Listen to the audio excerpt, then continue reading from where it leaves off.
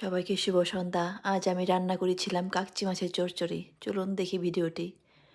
প্রথমে প্যানে দিয়ে দিয়েছি কাকচি মাছ।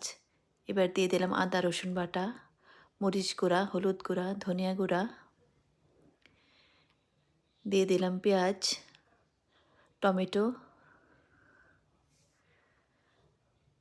পরিমাণ মতো তেল, দিয়ে দিলাম লবণ, অ্যাড করলাম ধনিয়া পাতা। এবার সব কিছু ভালোভাবে মেখে নেব।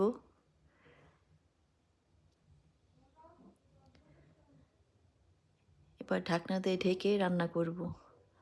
পানি শুকিয়ে গেলে নামিয়ে নেব।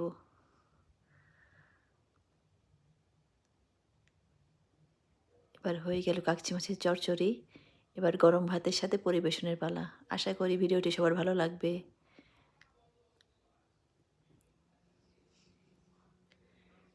ধন্যবাদ সবাইকে।